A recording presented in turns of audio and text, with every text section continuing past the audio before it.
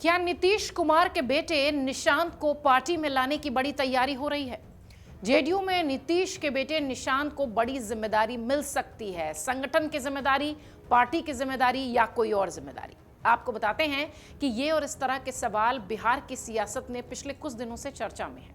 नीतीश कुमार के बेटे निशांत को पार्टी में लाने की बड़ी तैयारी हो रही है। बिहार के मुख्यमंत्री नीतीश कुमार की बढ़ती उम्र और स्वास्थ्य को लेकर अटकलों के बीच अब जनता दल यूनाइटेड में पार्टी बेटे निशांत कुमार को संभावित भूमिका को लेकर मंथन चिंतन करने पर मजबूर है।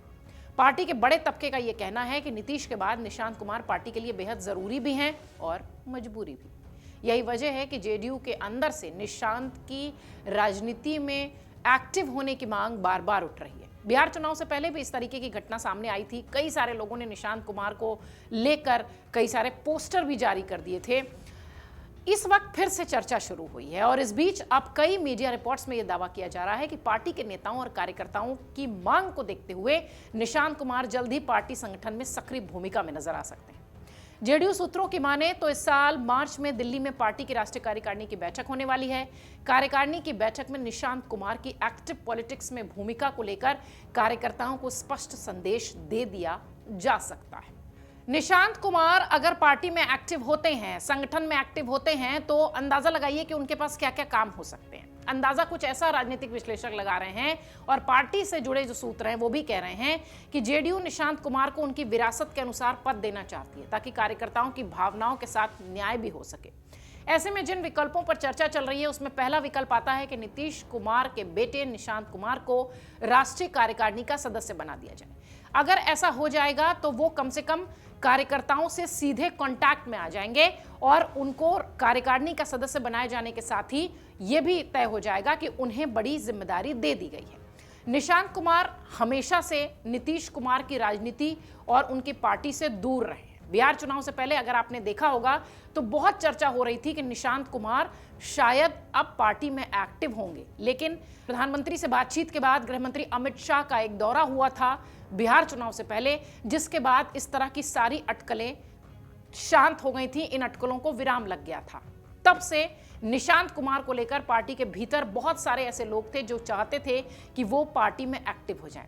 माना यह जा रहा है कि हो सकता हो कार्यकारिणी की बैठक में उन्हें राष्ट्रीय कार्यकारिणी का सदस्य बना दिया जाए, जिससे कि उनका पार्टी के तमाम सदस्यों से कनेक्ट भी हो जाए और वो फ्रंट लाइन में भी नजर आने लगे। ये एक पहला विकल्प हो सकता है निशांत कुमार के लिए एक्टिव पॉलिटिक्स में आने का। तो ये तो बात हो गई पहले विकल्प की। अब बात करते हैं दूसरे विकल्प की। दूसरा विकल्प जो दिखाई पड़ता है वो ये है कि पार्टी में महासचिव बनाकर उन्हें संगठन की बारीकियों से रूबरू कराया जाए और बिहार के दौरे पर उन्हें भेजा जाए। दरअसल ये विकल्प ज्यादा मुफीद नजर आता है निशांत के लिए, क्योंकि पार्टी के तमाम कार्यकर्ता भी ये चाहते हैं कि उनको पार्टी में सक्रिय किया जाए। जब वो राष्ट्रीय कार्यकारिणी की में सदस्य होंगे तो राष्ट्रीय कार्यकारिणी जिस तरीके के फैसले लेगी उसमें उनकी सिर्फ राय पूछी जाएगी, लेकिन जब वो इस तरीके से संगठन में महासचिव के पद पर होंगे तो वो फील्ड पर होंगे, कार्यकर्ताओं के साथ होंगे, बूथ लेवल पर उन लोगों के साथ होंगे जो कि जेडीयू के लिए काम करते हैं। तो इससे उनका जो कनेक्शन है वो तो बढ़ेगा ही, साथ ही निशांत कुमार की जो एक छवि है, जो एक कद है, वो भी बेहतर होता दिखाई पड़ेगा। हालांकि निशांत कुमार को अपनी छवि सुधारने की बहुत ज़्यादा ज़रूरत नहीं है, बहुत सरल और सामान्य वो माने जाते हैं, इसलिए छवि कहना शायद ठीक नहीं है। लेकिन हाँ, ये ज़रूर है कि जब वो कार्यकर्ताओं के साथ कनेक्ट में होंगे तो निश्चित तौर पर उनकी जो एक बॉन्ड बनाने की कोशिश तमाम जेडीयू के फ्रंट लाइन के नेता कर रहे हैं वो शायद ज़्यादा आसान और संभव हो जाएगी। इसलिए ये एक दूसरा विकल्प निशांत के लिए बहुत सही है कि उन्हें महासचिव बना दिया जाए और पार्टी के कार्यकर्ताओं के साथ सीधे फील्ड पर रूबरू होने का मौका दिया जाए। इधर जेडीयू नेताओं का भी ये मानना है कि निशांत कुमार को लेकर बिहार के युवाओं में भी क्रेज है। जैसा कि हम शुरुआत से कह रहे थे कि उनकी छवि बड़ी साफ है, वो बहुत सरल और सहज माने जाते हैं। कभी भी अपने पिता के जो उनका जो पद है उसका कभी भी वो इस्तेमाल कहना शायद ठीक होगा कि वो करते हुए नहीं दिखाई पड़ते हैं। वो कभी भी ये नहीं दिखाते कि वो किसी सीएम के बेटे हैं। बिहार के युवाओं में उनका क्रेज, उनका पटना के लोगों में समर्थन, पोस्टर, बैनर, नारेबाजी, सोशल मीडिया अभियान, ये सब बताता है कि लोग चाहते हैं कि निशांत कुमार एक्टिव पॉलिटिक्स में आए। लेकिन पार्टी के कुछ नेताओं का यह भी कहना है कि पहले की परिस्थिति और आज के हालात में बहुत अंतर है। अगर जेडीयू जैसे क्षेत्रीय दल को नीतीश कुमार को अपने बाद भी एकजुट बनाए रखना है तो परिवार से किसी को आगे लाना ही पड़ेगा।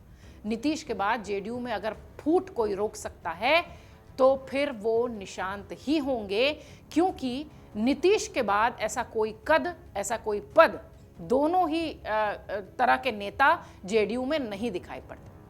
कुछ पार्टी नेताओं का यह भी मानना है कि नीतीश कुमार ने आरपी सिंह को अपने उत्तराधिकारी के तौर पर आगे बढ़ाना शुरू किया था, पर आरसीपी सिंह उनकी उम्मीदों पर भरोसे के लायक नहीं उतरे और ऐसे में अगर परिवार का कोई मेंबर होगा, यानी उनके बेटे निशांत कुमार अगर उत्तराधिकारी होंगे तो पार्टी के कार्यकर्ता उसे स्वीकार करेंगे। पार्टी नेताओं का यह भी मानना है कि अब और देर करना सही नहीं है, इसलिए निशांत कुमार को एक्टिव पॉलिटिक्स में लाना ही चाहिए। कई सारे कयास इस तरह के भी लगाए जा रहे हैं कि नीतीश कुमार अपने मौजूदा कार्यकाल में ही अपने उत्तराधिकारी के बारे में फैसला ले सकते हैं। जैसा कि हमने बताया कि मार्च में कार्यकारिणी की बैठक होने वाली है और उसमें कहा यह जा रहा है कि अपने बेटे निशांत को लेकर ही वो बड़ा फैसला ले सकते हैं। अगर आप देखिए, अगर आप गौर करिए तो धीरे धीरे निशांत कुमार राजनीति में एक्टिव होते नजर भी आ रहे हैं। निशांत कुमार की आने वाली जो भूमिका है उसे लेकर बल तब और मिलता है जब पिछले साल बिहार चुनाव के नतीजों के बाद जब वो कुछ सार्वजनिक कार्यक्रमों में देखे गए थे। इससे पहले कभी ऐसा नहीं हुआ था। नीतीश के शपथ ग्रहण समारोह में भी निशांत सबसे आगे वाली लाइन में कुर्सी पर बैठे थे। जेडीयू के कार्यकारी अध्यक्ष संजय झा ने भी कहा था कि जेडीयू कार्यकर्ता निशांत कुमार को पार्टी में चाहते हैं और इस बारे में वो फैसला ले सकते हैं या पार्टी को फैसला लेना चाहिए, इस तरह का सुझाव भी उन्होंने दिया था। लेकिन नीतीश कुमार को यह फैसला करना है कि उनका उत्तराधिकारी कौन होगा। पिछले साल 2025 के विधानसभा चुनाव में जब कुछ नेताओं ने निशांत कुमार को नालंदा सीट से चुनाव लड़ने का प्रस्ताव रखा था तो सीएम ने साफ मना कर दिया था। हमने ये भी बताया आपको कि जब अमित शाह बिहार पहुंचे थे उसके बाद से ये कहा जाने लगा कि शायद परिवारवाद के जो स्टैंप है उससे बचने के लिए नीतीश ने ऐसा किया होगा। पार्टी से जुड़े कुछ नेताओं का यह भी कहना है कि नीतीश कुमार ने निशांत के राजनीतिक भविष्य को लेकर पार्टी नेताओं को कोई संकेत नहीं दिया है।